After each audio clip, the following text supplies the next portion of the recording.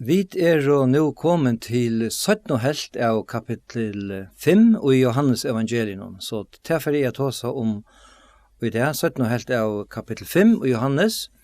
Og til versene fra 19 til 24 som ferdig at ta seg om i det. Jeg kan lika nevne om det som har stått og sier, eller nevne det stått som sier seneste viko, om Johannes evangelium kapittel 5. Og her leser vi jo om dette her, at Jesus gjør det hendan mannen fryskan, som sjuker i 38 år, den mannen vi betesta hil. Og utfra tog at han gjør det til, ble så et tjekk i middelen han og jødene om at han hadde gjort det sabbat, og han visste tog efter som tar skjøttet. Og så til søgnaste versene som, eller til søgnaste som han sier vi tar om til, jeg kan lykke lese, til jeg leser vers 16 og 18 i Johannes evangelium kapittel 5, her sendes håløys, at Jesus være i taimon, feir min arbeider lykke til nå, arbeider vi. Tog lov jødaner honom enn mer etter løvnen, tog han ikke best breit sabbaten, men øysene kattla i god feiersøyn og gjør det seg sjølvan gode lykan.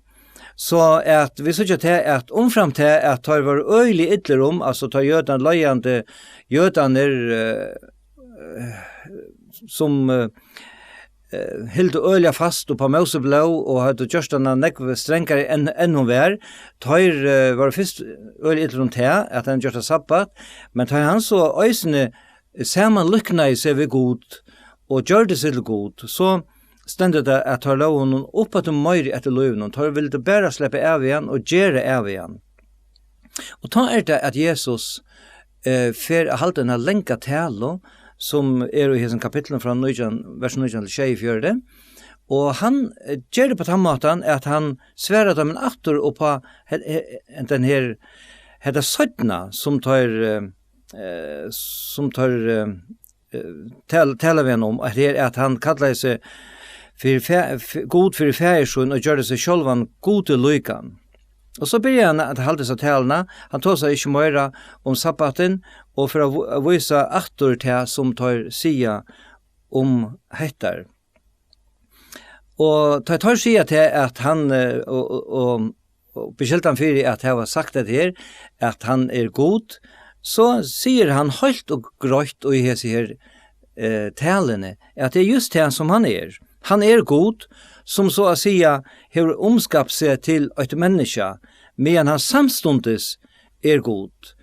Og det en sannløyge og en hoksan som ikke menneske fætar til fullnar. Hette må teka seg møter ved trygg.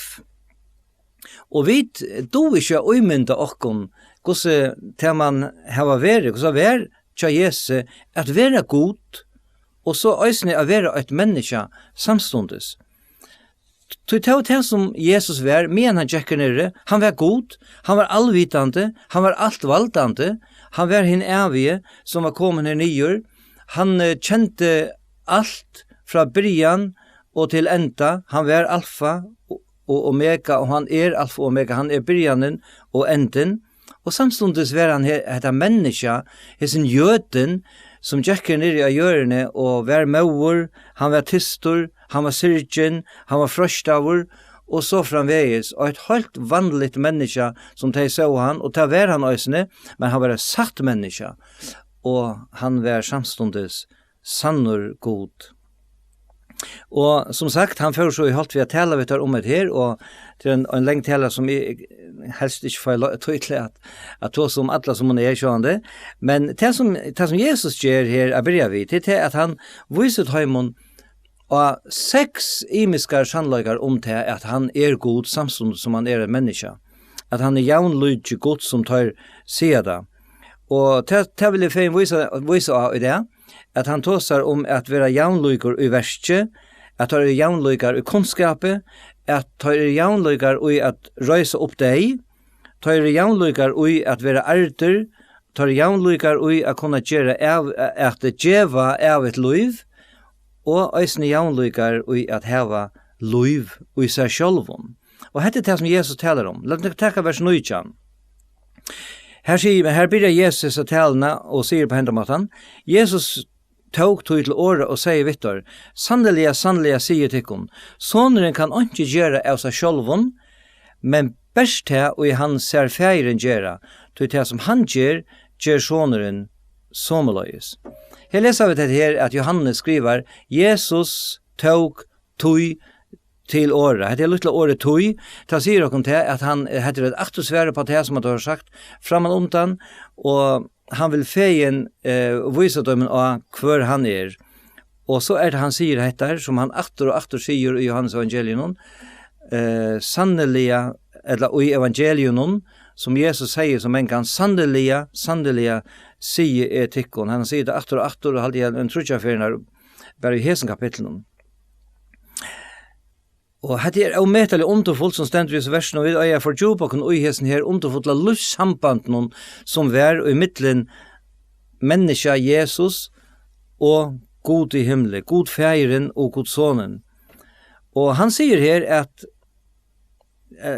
Jesus, han sier her at han kunne ikke gjøre, eller jeg kan ikke gjøre av meg sjølven. Ja, hva var det?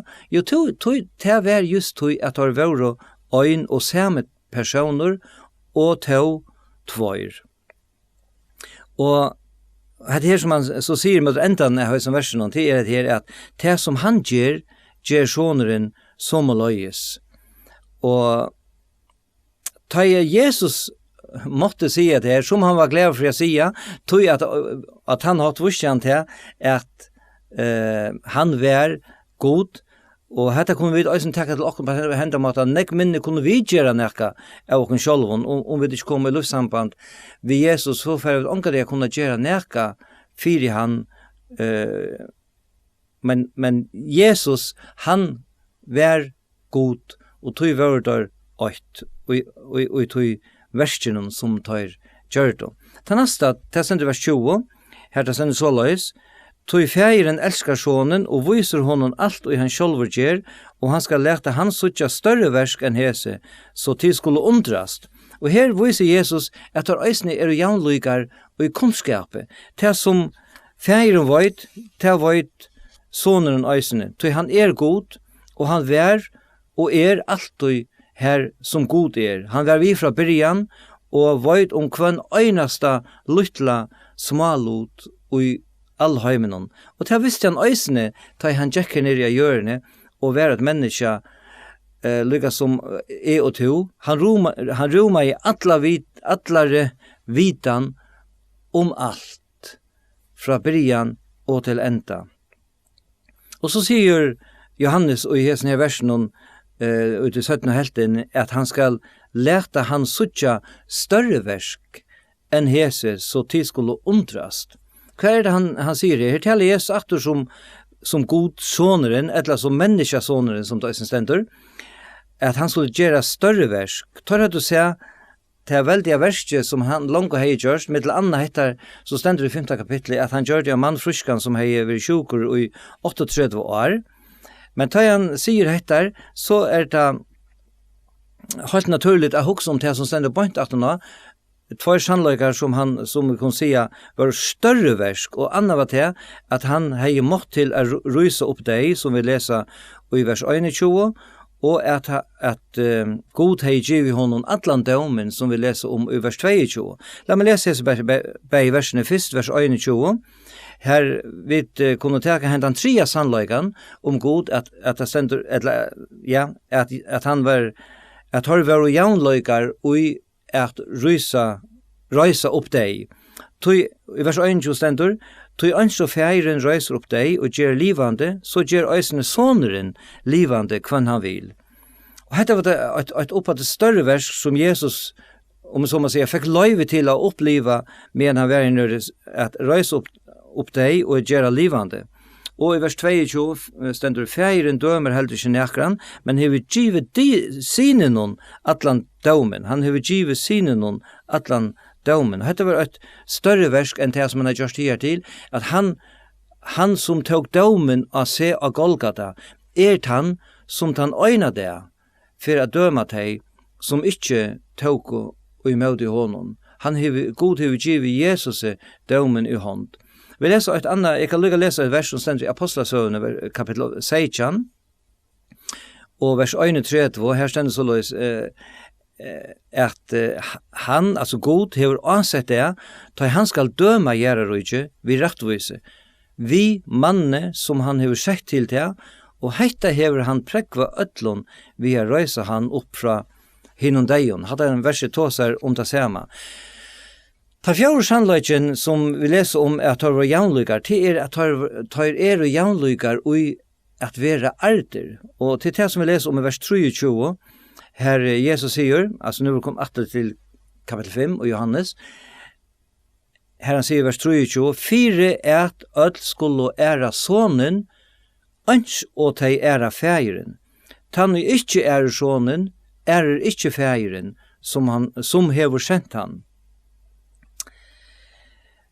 Vi æra god, vi kunne godt æra god som en veldigan skapare, vi kunne trykva av god, og vire han fyrir det som han vi kunne enda takke honom fyrir at han hever givet okkon løyve, og glede okkon uitui a kunna heva ein god i himle som så stor som han men hvis vi ikke æra fægeren, æra sonen, så tan æran som vi vilja og ikke gjeva fægeren ikke verd. Og han sier det på tvær måter i versen, og han sier det først, og kunne si positivt, at som æra sonen, til skulle øyne æra fægeren, tan ikke sonen, så sier han det negativt, tan som ikke sonen, ikke fægeren, som hever sendt han.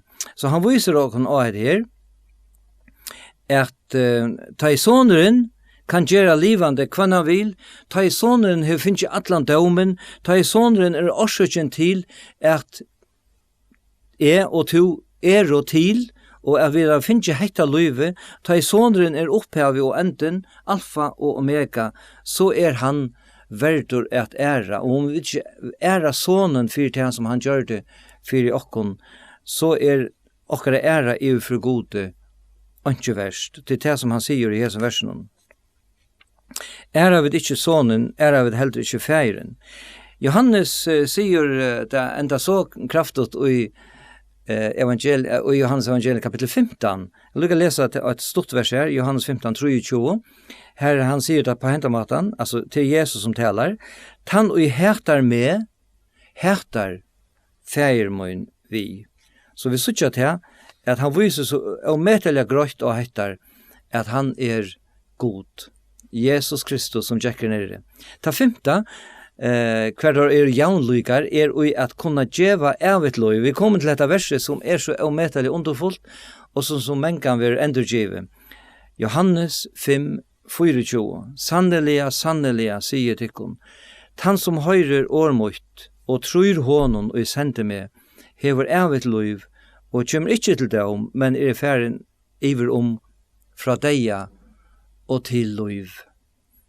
Sanneliga, sanneliga, sier tikkun, en øynafer. Jeg halde det bestemt at det en 25 fer i Johannes evangeliet, han sier det her. Og ta det her, amen, amen, lust du nå vel etter. Nå sier nekka som omertelig tøytninga mykje. Her var alt vær tøytninga mykje, som han sier. Så vil det han heva det særlig lust etter noen avvisen, og heson, mittel anna. Og han sier det på henta matan, at han som høyrer mot og tror honom i sendte med. Han nevnte hverst anna kunne vi säga at høyre Jesus og at trykva gode til det samme. Og han som ikke høyrer mine, han tror heller ikke gode. Han som ikke høyrer gods, han tror heller ikke mer. Og vi åkt, og to vi fæger og soner. Til det som han sier i sin versen, han viser også at høyre ein og samme personer. Jeg kommet nye her for å dødja, så at du kanst heva evet liv. Og det det som han sier i hesen versen, at han hever et evet liv til han som tror av meg, eller høyrer året mine, og tror av han og sender meg. Evet liv. Hette det som Johannes atter og atter og atter sier i hesen evangeliet, og minner okken av at livet i Kristus. Jag kan lycka minna och efter och ankra av som versen som vi har långt att ha framme och i kapitel 8 vers 4 här det står och i honom var liv och livet var ljus människorna. Och då vi komma till 3 kapitel så läser vi ju och i de kända versen här att vers 15 och 16 Fyri kvört han som tror skal hava evigt liv og i honom. Tog så elskar I god heimen at han gav sån hin øynbarna fyri kvört han som tror og han skal hava evigt liv. Vers 36 og han og tror av sånen hever evigt liv. Og etter kapitel 4 vers 14 her som man säger vid kvinnorna vid Sikarsbron, men han og drekker av vattnen og I gjev I honom skal ikkje tysta og I allar ever. Nei, vattnet og gjev I honom skal være og I honom kjelta av vattnet som springer opp til evigt liv. Liv. Og det var livet som jekker her nere. Veveren, sannløgjen og livet, sier Jesus til han jekker nere. Det er sagt det som Jesus sier her der var jaunløygar. Det dette her at det var jaunløygar ui at heva liv ui seg sjølven. Og vi kan fære til vers 26, og jeg kan lese vers 26, her det sender, «Tøy anså færen hever liv og I seg sjølven, så hever han øysene givet sinen og hever liv I seg sjølven. Og han hever givet honom valgt at halda døm, vid til at han menneskesåner. Og her leser vi dette her, at færen hever liv og I seg sjølven, og såneren hever liv og I seg sjølven. Det helt annerledes enn det vi okkara løyve. Vi tar finnes givet løyve, et stort tøyerskøy, men tar heva løyv ui seg sjølven. Det et avskapt løyv som alltid høver være. Og det det som stender I her som versen. Og mulig kanskje hette kan man säga på en måte, det beste prekve for eller goddomløyka Jesus her. Og så fer han att tala om upprörelsen. Nu läser vers 25 men nu ska jag ta det. Jag ska läsa vers 25 och 28 och 29. Och kvar han talar om upprörelsen. Vers 25. Sanneliga säger till kon, han tog mig kemur och han nu ta I henne dig och skulle höra röd Guds sonar och de som höra henne skulle leva. Undres ikke å hetta, vers 28. Undres ikke å hetta, tog han tog mig kemur ta I alt de som I grøven skulle høyre rødt hansara, og de skulle komme fram, de som har gjort godt skulle ryse opp til liv, og de som har gjort ønt skulle ryse opp til døm. Og her som 3 versen viser Johannes okkur eller viser Jesus okkur og Johannes evangelium at det 2 slø av opprørsen. Til en andalig opprørsen, og til en likamlig opprørsen. Ikke ødel oppleva til andalige opprørsene, men ødel færre at oppleva til likamlige opprørsene. La meg røyne å gjøre dette så grøtt som av nærkene hatt kan. Og I hessen 3 versen taler Jesus om begge hesses løgene av opprørsen. Først taler han om opprørsene til tøymon og tryggva av han, og så gjerne om opprørsene til begge tryggvande og vantryggvande, frelstun og ofrelstun. Altså vers 25, han sier her, som langt jeg har lyst, men leser det øyne for 3, vers 25, sannelig sier til kon, han tøyme kjemur, og han nu. Ta I henne deg og skulle høyre rødt Guds sonar, og de som høyre henne skulle liva. Han tøyme kjemur, og han nu. Vil jeg legge den da? Hva merker dette? Jo, det merker det at alle mennesker og andalige deg. Det det som Paulus så grøtt sier I Efesosbrevene, kapitel 2, 8, her han sier, «Øysene tikkun hever han gjørs livande», da han skriver til samkommende til frelstå, og I Efesos, de som har tidlig med herren, da forteller han til dette her, «Øysene tikkun hever han gjørs livande, tikkun som deg våre og I misbrotten og synden tikkere». Kjenner vi ikke Jesus som okkara frelsere, så vi andalige deg, og det vi da opprona. Vi andalige deg. Men Herren Jesus innskjer nu, og han nu hesen tøymen, at gjøre te livande om du ikke kjenner Jesus som din personlige frelsere. Og så det som henter, som stender i hesen versen, eller som står i 24. versen fram og undan, så kommer du ikke til dom, men ferdig iver fra deia og til liv. Og det den antallige opprøsningen, at vi vera som var deg og i synden misbrotten okkara, vi vera livande, vi vera opprøst, og vi vera godsbøten. Og så det den likamlige opprøsningen som han taler om vers 28 og 29, her han sier, han tog med kjemur, ta i ødel de som i grøven og skulle høyre rødt hansara, og de skulle komme fram, de som har gjort godt, skulle ryse opp til liv, og de som har gjort ønt, skulle ryse opp til dem. Hva det han sier her? Jo, for det første, at ødel mennesker skulle øynde ryse opp. Frelst og ofrelst, gå, ønt, godløsninger, ødel mennesker, hver det enn hver det enn døy, og hver det enn griven, de skulle ryse opp vi øynene eller ørenslag av likame, og så det til at God skal døme hendenheim og alle mennesker som, og så det til som stender i vers 29. Hvert mestjer heter? Hvert mestjer til at mennesker vil ha bort opp i 2 i hese versen. At de som har gjort godt, og de som har gjort ønt.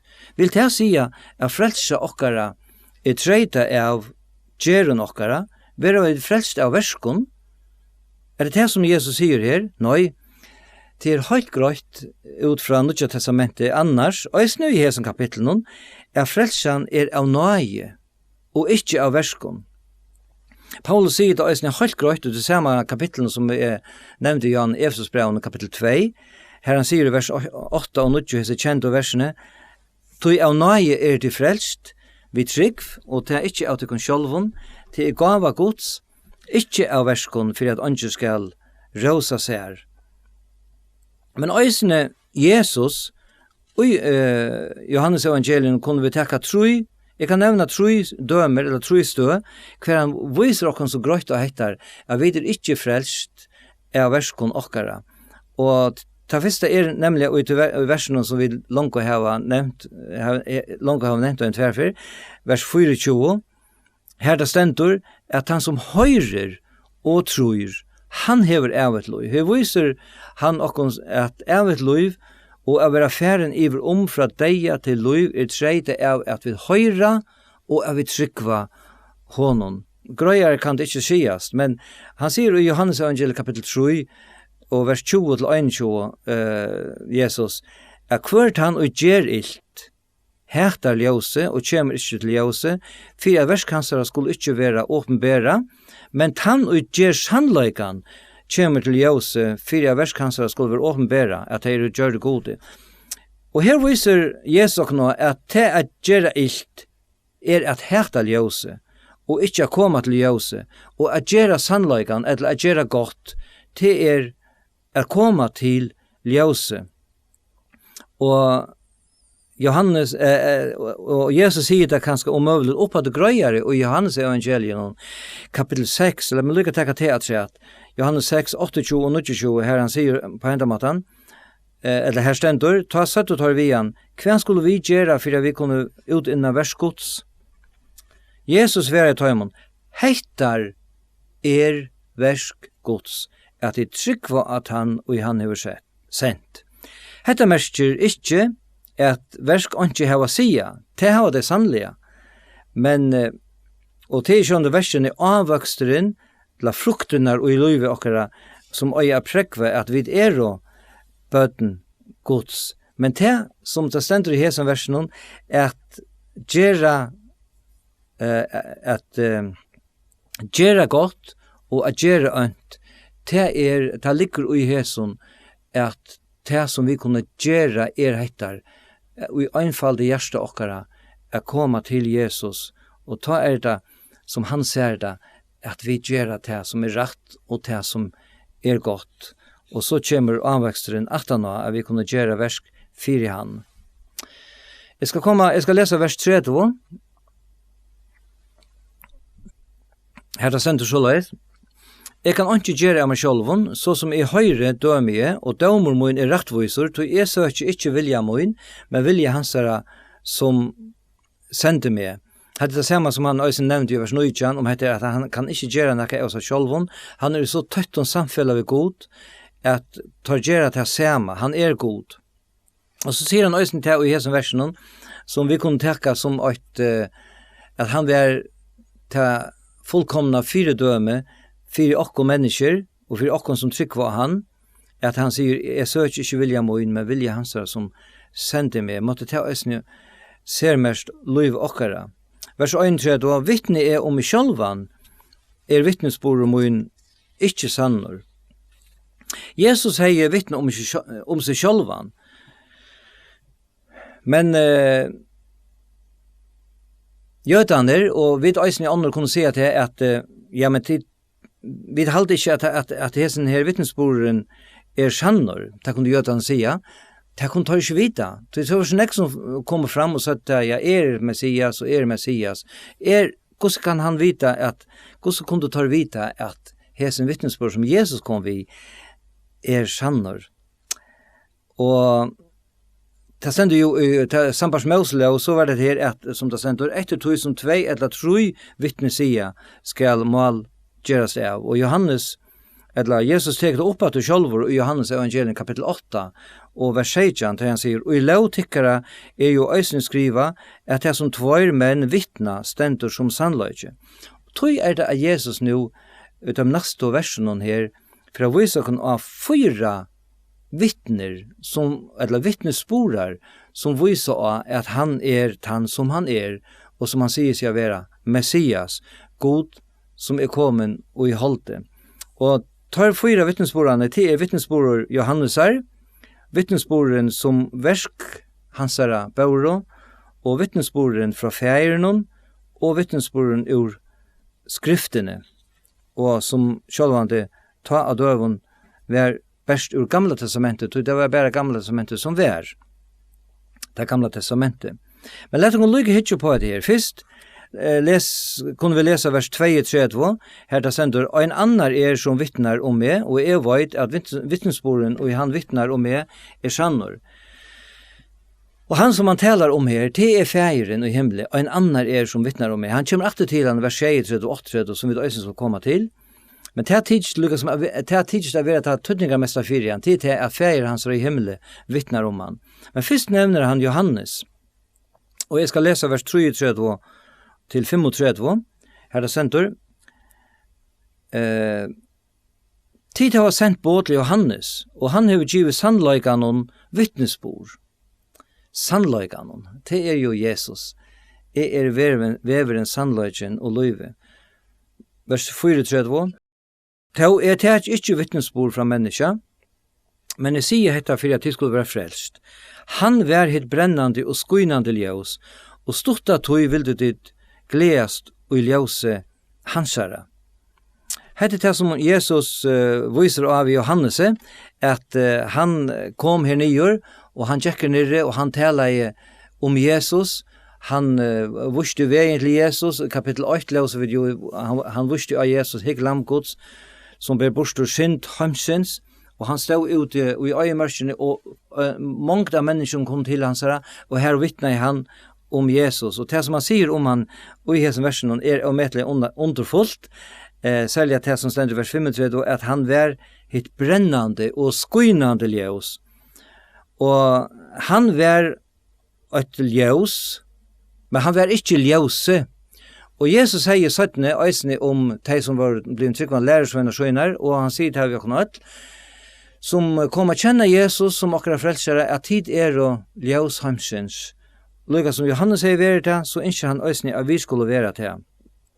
Det neste som var en vittnesborer, tjataimon, vi var kjenne Jesus, det de versk som han gjør det, og det sier han vers 36. Herre sentor, men jeg har et han vittnesbord som større enn han og Johannes bær, til i verskene og i feiren hever givet mer er fullføra, just hese versk og jeg gjøre vittne om meg færen hever sendt med. Han hei gjørst versk, underversk, og han får gjøre oppa til flere underversk, og i middelen torra, og de vittna til at han var god, at han var skaparen, og at han kunne ryse opp fra deion, og så framvegis. Nekra kapitlar langt framme leser vi jo til han røys Lazarus opp fra deion, og så opp at det langt framme leser vi jo til at han sjølver døye, og røste seg sjølvan opp. Verskene vittna at han var Messias, at han var god, og som han sier her som versen at som færen hev givet mer at fullføre. Han fullførte verset for okkon. Og så kommer vi til det som han først på en av veien nevnte i vers 32, kommer akter til det vers 32, hver han sier, færen som sendte meg, hever vittna meg. Tid har aldri hørst rødt hansara, og jeg heldur seg hvordan han ser ut. Og vers 38, og år hansara heva det ikke verand i uitikkun, tog honom som han hever sendt, tryggva tid ikke. Og det som han sier her, til det, at færen hever vittna meg. Men hver hever han vittna han, jo, og i tjøk noen 3 år som han skriver i, og her knyter han ta tria saman vitt i fjora og i samband vi vittnesboren, altså at færen talar og i tjøkken og skriften her, og tog takka vi øysene vers 93 og 4 på en veien hverda stendur, tid rannsaka skriften her, til du tok seg at det var evet lov i tøymon, og til tær og i vittne meg, og til mun vilja det ikke komme, så til kunna få lov. Og til her det at Jesus viser tøymon og at færen hev vittna meg, og det som han har vittna, her som han har vittna og tjøkna med, det først og fremst vi åren hansara, han som tid annars ikke hava se og ikke kjenna, han hev tala til tikkara og ta varda som jeg nevnte i Johanne, all skriften, tid rannsaka skriftene, tid lesa i Bibelene, tid lesa Gamla testamentet og granska det her, men hva nytta til at det gjør det, ta det ikke vilja tryggva tog som stendur her, og hva nytta til at det lesa og granska og rannsaka og bliva øyla krautjer, men vilja ikke koma til moin. Til moin vilja det ikke koma, så til kunne få lov. Og det det som Jesus viser av, han viser av at Johannes vittnar om han, vittnesboren fra Johannes, vittnesboren fra hans underverskon, vittnesboren fra færen som kom i tjøkken og skriften her. Og så løs det ikke øysen til okkon, at vi være ikke frelst, vi at rannsaka skriften her. At vi halta til at hvis vi leser så og så nek i Bibelene, og kanskje røyna at være religiøs, og gjøre det som god byr okkon på imiska matar, men omkan det koma til Jesus Kristus, og tryggva han som hamsens frelsare, og takka honom fyrir at han døye fyrir okkon ut i Golgata krosset, så nyttar ikkje det at heva lise skriftene og bygge til han, og hetta kan øyla kjøtt miskjeljast, men det så løyes, at det øyla nekver antronaver i heimenon, det har vært bygge nekv, fløyre for dagen, gjøre monk, og det kommer omgående til Kristus, og tryggva han, og djeva seg ivil hansara, og djeva vilja så inn ivil hansara, og takka honom fyrir frelsina. Og det øysene båskaper til okkon, og det til tøyn, at det øyneste, vi kunne også si, det første som Thomas gjør, det at tryggva Jesus Kristi, og det som han gjør det her nere i hjørnet, at han ville fære ut av Golgata kross, og dødje, og lete seg blå renna, fyrir te og fyrir meg her ute. Vi er kommet mot enden av hessen her, hese lenge talene, kan lukka lese sindra teat urene, det stendur i vers 41, jeg tek ikke vi høyre fra menneskjon, vers 42, men jeg kjenner tikkun, at hit har ikke karløyga Guds utikon. Han kjente öll, han visste hvert har vært, og tog tørde han å si det, at det hadde ikke karlaga Guds uiser. Og til hever ungen som ikke kommer til Kristus, men Kristus kommet fyrir at vi kunne få karlaga Guds inn i okkon, til han har vist okkon karlaga. Og så sier han i vers 34 det her, kommet i navnet fægismunds, og til teka ikkje med mer, kommer en annar, og sin egna navn, honom færa det å teka, og i møter. Hva mener Jesus vi her? Jeg vet ikke helt, men vi vet jo til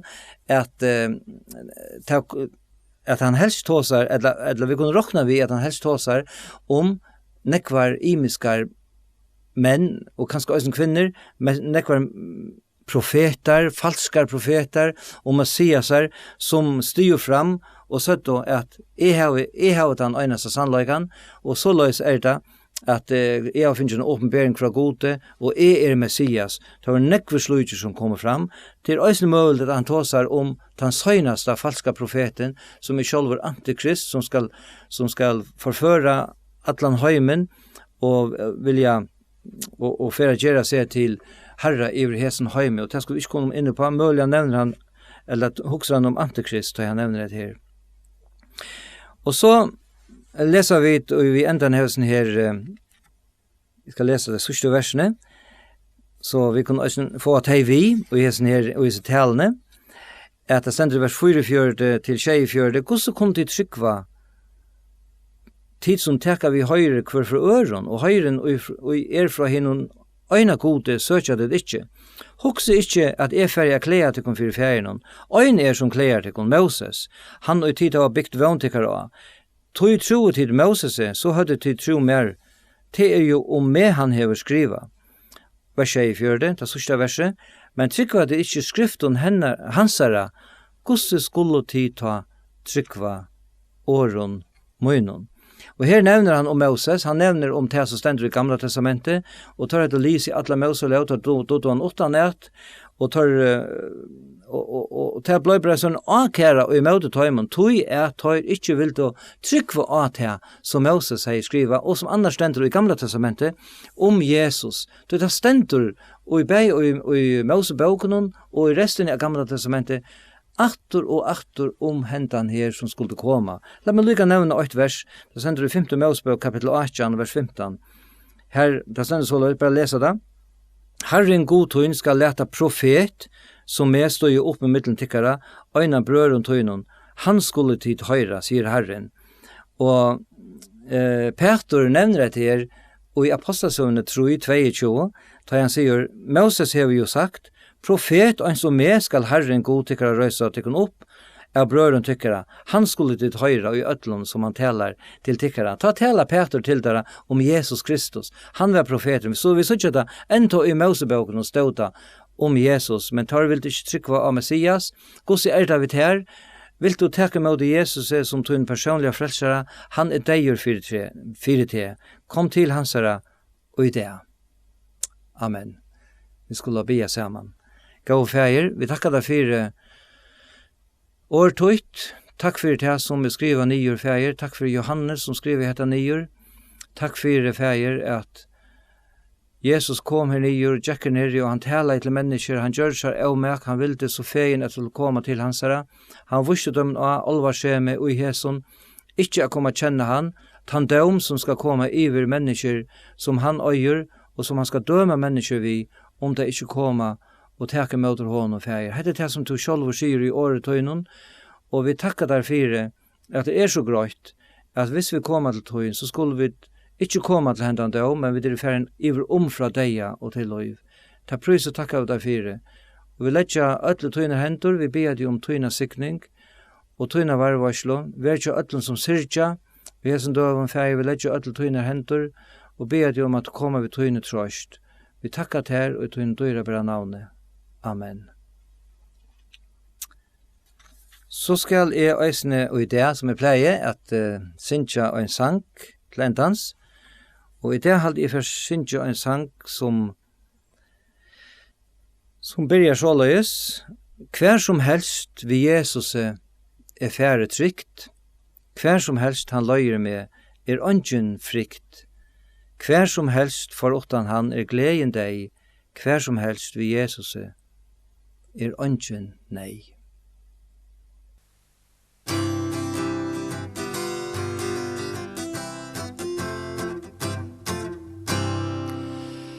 Hver som helst vi Jesus færre trygg, hver som helst han løyer med ungen frykt, hver som helst foruten han gleden deg, hver som helst vi Jesus ungen nei, hver som helst öttas kan I oj, hver som helst vi Jesus lusens løy. Hver som helst vi Jesus ønsligt Onnur kunnus vujtja Jesus tætjer. Tau hans hånd med løyer tjøknun dæprandel. Hver som helst vi honom tau takka skal. Hver som helst öttas kan I oj. Hver som helst vi Jesus lusens løy. Hver som helst vi Jesus kvila kan, tau at med nottar skudje dagen vann. Tuje vøyte sudje kjøttin bjarsta der, som salu trunne hevur longu sær. Hver som helst öttas kan I oj. Hver som helst vi Jesus lusens løy.